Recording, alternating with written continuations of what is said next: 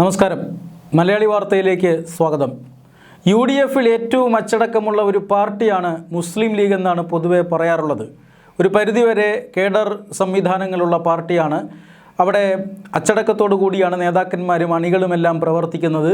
മറ്റ് തരത്തിലുള്ള പ്രശ്നങ്ങളില്ല, വിമത നീക്കങ്ങളില്ല, പരസ്പരം ചെളിവാരി എറിയലുകൾ കുറവാണ് എന്നൊക്കെയാണ് പൊതുവെ മുസ്ലിം ലീഗിനെ കുറിച്ച് പറയാറുള്ളത്.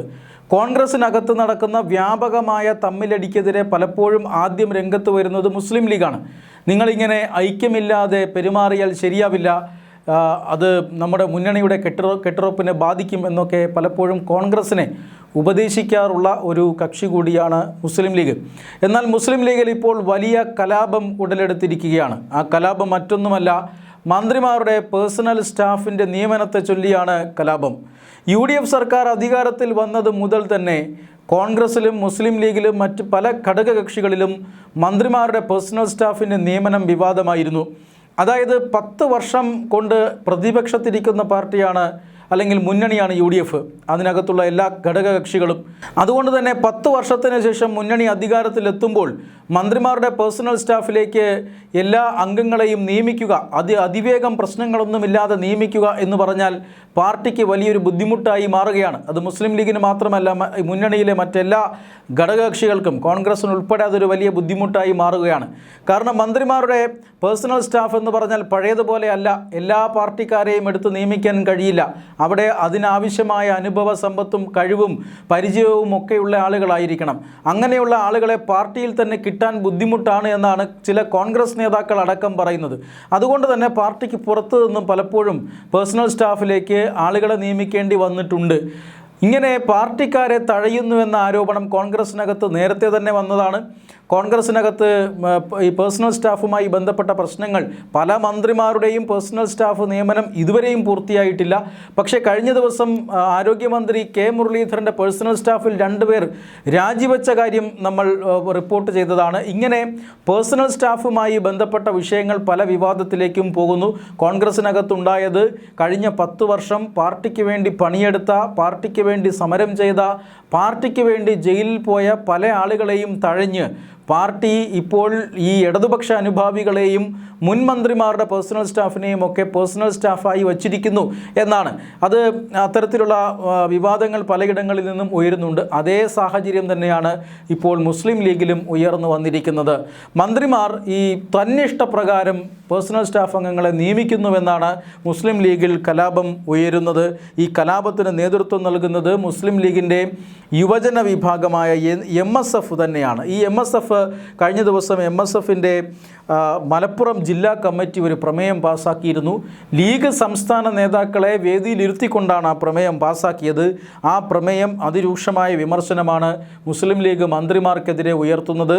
മന്ത്രിമാർ തന്നിഷ്ടപ്രകാരം ഇത്തരത്തിൽ ഈ പേഴ്സണൽ സ്റ്റാഫ് അംഗങ്ങളെ നിയമിക്കുന്നു, പാർട്ടിക്ക് വേണ്ടി പണിയെടുത്തവരെ നിയമിക്കുന്നില്ല, പാർട്ടിക്ക് വേണ്ടി കഴിഞ്ഞ 10 വർഷം സമരം ചെയ്തവരെ അവഗണിക്കുന്നു, പാർട്ടിക്ക് വേണ്ടി കഴിഞ്ഞ 10 വർഷവും പല കാലഘട്ടങ്ങളിലായി ജയിൽവാസം അനുഷ്ഠിച്ചവരെ പോലും തള്ളിപ്പറഞ്ഞുകൊണ്ടാണ് മന്ത്രിമാർ പേഴ്സണൽ സ്റ്റാഫിൽ നിയമനം നടത്തുന്നത് എന്ന ശക്തമായ പ്രതിഷേധം രേഖപ്പെടുത്തിക്കൊണ്ടുള്ള പ്രമേയമാണ് MSF മുസ്ലിം ലീഗ് നേതാക്കളെ വേദിയിലിരുത്തിക്കൊണ്ട് മലപ്പുറം ജില്ലാ കമ്മിറ്റിയിൽ അവതരിപ്പിച്ചത്. ഇത് പാർട്ടിയിൽ വലിയ കലാപം നടക്കുന്നു എന്നുള്ളതിൻ്റെ സൂചനയാണ്. ഇത്തരം കാര്യങ്ങൾ, അതായത് പേഴ്സണൽ സ്റ്റാഫുമായി ബന്ധപ്പെട്ട കാര്യങ്ങൾ കൈവിട്ടു പോകുമെന്ന് മുസ്ലിം ലീഗ് നേതാക്കന്മാർക്ക് നേരത്തെ തന്നെ അറിയാമായിരുന്നു. അതുകൊണ്ട് ഇങ്ങനെയുള്ള പരാതികൾ ഒഴിവാക്കാനായി മുസ്ലിം ലീഗ് ഈ അധികാരം കിട്ടിയപ്പോൾ തന്നെ ഒരു സംവിധാനം ഏർപ്പെടുത്തിയിരുന്നു. അതായത് ഒരു ഉപസമിതിയെ മുസ്ലിം ലീഗ് നിയമിച്ചിട്ടുണ്ട്. മുസ്ലിം ലീഗിൻ്റെ ഏറ്റവും പ്രധാനപ്പെട്ട ഒരു നേതാവായ PMA സലാം അടക്കമുള്ള ചില നേതാക്കന്മാരെ ഉൾപ്പെടുത്തിക്കൊണ്ടുള്ള ഒരു ഉപസമിതിയെയാണ് മുസ്ലിം ലീഗ് സംസ്ഥാന നേതൃത്വം നിയമിച്ചത്. ഈ ഉപസമിതി വഴിയായിരിക്കണം എല്ലാ മന്ത്രിമാരുടെയും പേഴ്സണൽ സ്റ്റാഫിൻ്റെ നിയമനം എന്ന് നേരത്തെ തന്നെ പാർട്ടി നിഷ്കർഷിച്ചിട്ടുള്ളതായിരുന്നു.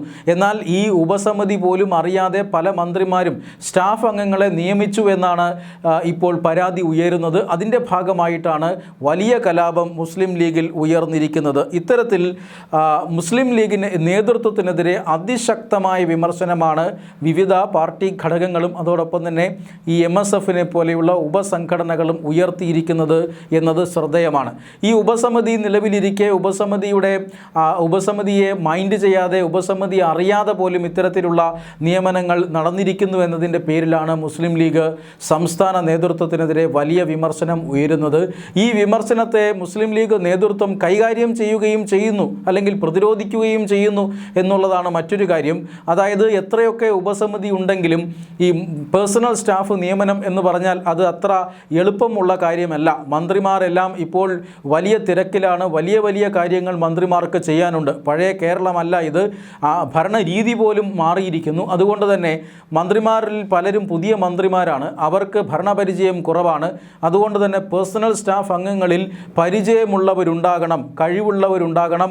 ആ പേഴ്സണൽ സ്റ്റാഫുകളുടെ ടീമിൽ തീർച്ചയായും ഈ പറയുന്ന പ്രൊഫഷണലുകൾ ഉണ്ടാകണം.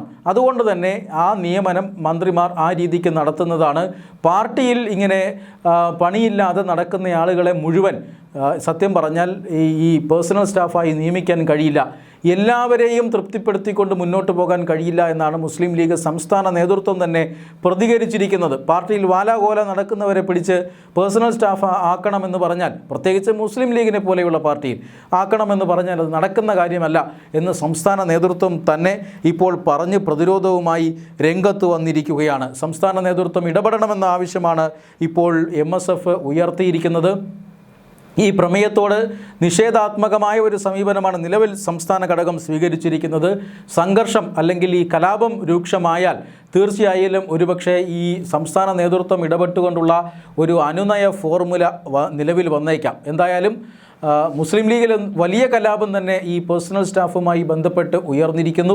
പല മന്ത്രിമാരും ഇപ്പോഴും പേഴ്സണൽ സ്റ്റാഫിൻ്റെ നിയമനം പൂർത്തീകരിച്ചിട്ടില്ല. പക്ഷേ ചില മന്ത്രിമാർ ഇതിനോടകം തന്നെ പൂർത്തീകരിച്ചിട്ടുണ്ട്. ഇത് മുസ്ലിം ലീഗിലെ മാത്രം പ്രശ്നമല്ല, UDFൻ്റെ പല ഘടകകക്ഷികളിലും അതുപോലെ തന്നെ കോൺഗ്രസിലുമെല്ലാം ഉയർന്നു വന്നിട്ടുള്ള കാര്യമാണ്. നേരത്തെ ഈ ഒരു മുൻ വിദ്യാഭ്യാസ മന്ത്രിയുടെ പേഴ്സണൽ സ്റ്റാഫിനെ UDF മന്ത്രി പേഴ്സണൽ സ്റ്റാഫായി നിയമിച്ചുവെന്ന ആരോപണം ഉയർന്നിരുന്നു. സത്യത്തിൽ അത് അങ്ങനെയല്ല എന്ന് ആ മന്ത്രി തന്നെ കഴിഞ്ഞ ദിവസം വിശദീകരണവുമായി രംഗത്ത് വന്നിരുന്നതാണ്. അദ്ദേഹം വിദ്യാഭ്യാസ വകുപ്പിലെ താൽക്കാലിക സ്റ്റാഫായിരുന്നു, താൽക്കാലികമായ ഒരു ജീവനക്കാരനായിരുന്നു. പക്ഷേ കഴിഞ്ഞ ഗവൺമെൻറ്റിൻ്റെ കാലത്ത് വിദ്യാഭ്യാസ മന്ത്രിയുടെ ഓഫീസിൽ ഒഴിവ് വന്നത് കാരണം അദ്ദേഹത്തിന് അവിടെ പ്രവർത്തിക്കേണ്ടി വന്നു എന്നുള്ളത് ശരിയാണ്. പക്ഷേ അദ്ദേഹം രാഷ്ട്രീയമായി ഇടതുപക്ഷ അനുഭാവം പ്രകടിപ്പിക്കുന്ന വ്യക്തിയല്ല, UDF അനുഭാവമുള്ള വ്യക്തിയാണ്. മാത്രമല്ല ആ വകുപ്പിൽ പ്രവർത്തിച്ച് പരിചയമുള്ളയാളുമാണ് എന്ന് മന്ത്രി ഇന്നലെ വിശദീകരിച്ചിരുന്നതാണ്. ഇങ്ങനെ പേഴ്സണൽ സ്റ്റാഫുമായി ബന്ധപ്പെട്ട ഒട്ടനവധി വിവാദങ്ങൾ കഴിഞ്ഞ കുറേ ദിവസങ്ങളായി ഉയരുന്നുണ്ട്. കഴിഞ്ഞ ദിവസമാണ് ആരോഗ്യമന്ത്രി കെ മുരളീധരൻ്റെ 2 പേഴ്സണൽ സ്റ്റാഫ് അംഗങ്ങൾ രാജിവെച്ചത്. വ്യക്തിപരമായ കാരണങ്ങളാണ് എന്ന് രാജിക്ക് കാരണമെന്നവർ പറഞ്ഞിട്ടുണ്ട്. എങ്കിൽ പോലും അവിടെ ഉണ്ടാകുന്ന ചില പ്രശ്നങ്ങൾ, ചില അഭിപ്രായ വ്യത്യാസങ്ങൾ, അതാണ് 2 പേർ 2 ആഴ്ചക്കിടയിൽ രാജിവെക്കാൻ കാരണമെന്ന് പൊതുവെ വിലയിരുത്തപ്പെടുന്നു. എന്തായാലും UDF സർക്കാരിന്, UDF മന്ത്രിസഭയ്ക്ക് പേഴ്സണൽ സ്റ്റാഫ് നിയമനം ഇപ്പോഴും ഒരു കീറാമുട്ടിയായി തുടരുകയാണ്.